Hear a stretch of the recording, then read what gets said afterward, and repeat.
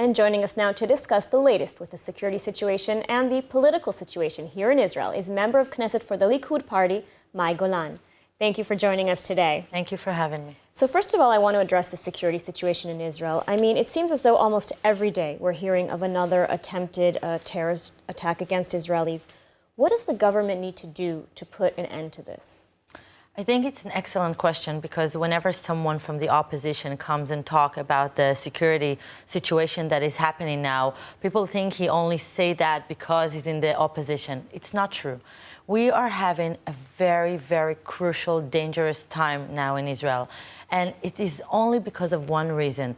There is no restriction towards the terrorism. And when they know that the actual Prime Minister of Israel is not Naftali Bennett, but is Mansour Abbas, when they know that he can take anything that he wants and ask for anything that he wishes, and he basically holds Naftali Bennett by the throat, demanding him whatever he wants, or else there's no government, then terrorism can rise up. It rises its ugly head up. And it's a very dangerous time because no matter what, really, and you know, it's not even right-wing or left, you know, politically wise. It's really a matter of security. And when you know, Defense Force of Israel know that they're tying their hands behind their backs because when 400, and I call them terrorists, 400 terrorists, Arab terrorists on the Temple Mount throw Molotov cocktails and stones and bottles and rocks and everything that you can think of.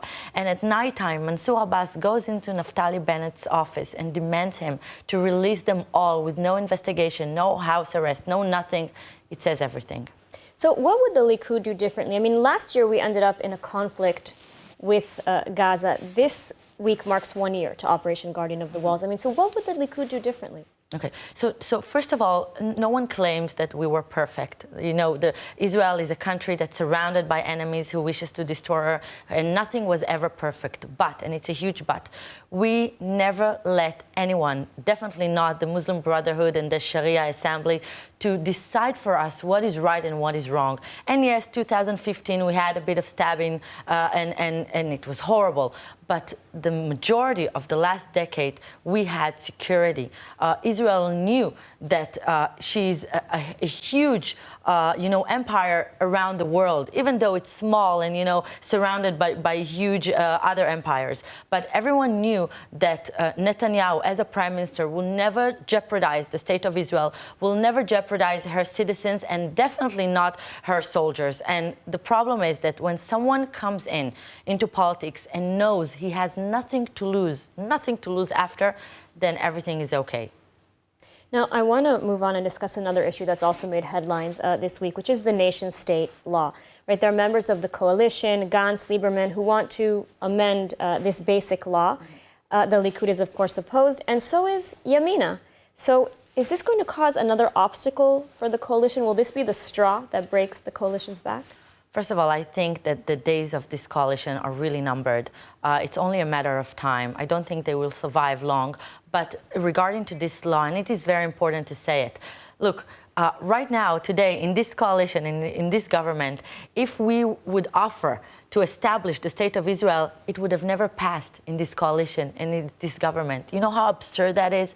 That is the government that we're dealing with. So the only thing that this law says is that the nation law, the state nation of Israel is, you know, is ours, belongs to the Jewish state. There's nothing to argue about it, no discussion about it. And I want to clarify it. There's no second-class citizen here. The Druze brothers and sisters that we have will always stay our brothers and sisters. And this law says nothing beside to keep the Jewish state ours. That's it. By the way, it wasn't even written in the independence scription. So this is something that we have to promise to ourselves in order to keep the Jewish majority in this country and to protect it from enemies that wish that we were in the sea right now looking for, you know, sharks that wants to eat us.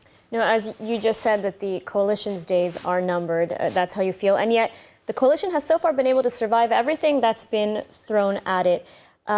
You know, the Likud and the opposition have vowed to bring down this government. Can it be done? It will be done. I can guarantee it will be done. Look, I want to explain something that the majority of the public outside doesn't know, how it really works inside of this government.